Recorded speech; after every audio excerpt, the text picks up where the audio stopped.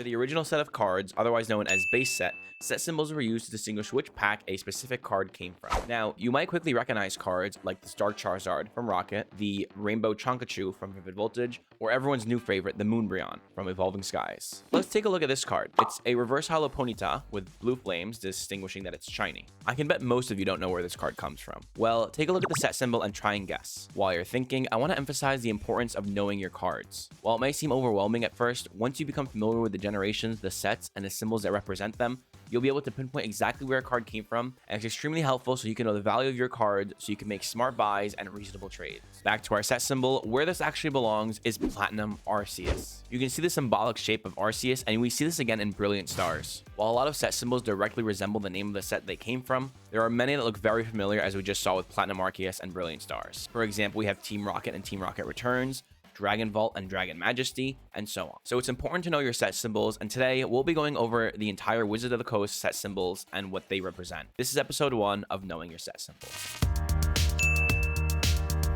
Starting from the top, or I should say bottom base set, we have no set symbol because this was the original set released in 1999. Most of the Wizards of the Coast set symbols are pretty self-explanatory. We have Jungle, which represents the Vileplume top, which you'll find a hollow inside of the set. We have Fossil, which has a set symbol of a fossil claw, which contains many fossil Pokemon within the set. Next up, we have Base Set 2, which is just a reprint of Base Set with a few of the Jungle and Fossil hollows, and the 2 just represents Base Set 2. Next, we have Rocket, which is represented with an R for Rocket, again, self-explanatory. Next up, we have Gym Heroes and Gym Challenge. Both of these are represented by a stadium. One is white and one is black. Gym Heroes is white and Gym Challenge is black. And for those who are curious, Gym Challenge is the one with Blaine's Charizard. Moving into our second generation of Pokemon, we have the Neo series. Starting off with Neo Genesis, which translates to New Beginnings, with the first second generation set. The set symbol is 2 stars, representing the second generation. Next is Neo Discovery, which references the ruins of Alph. This is where you find Unknown in the second generation games, and also features a hollow Unknown. The set symbol is the ruins of Alph themselves.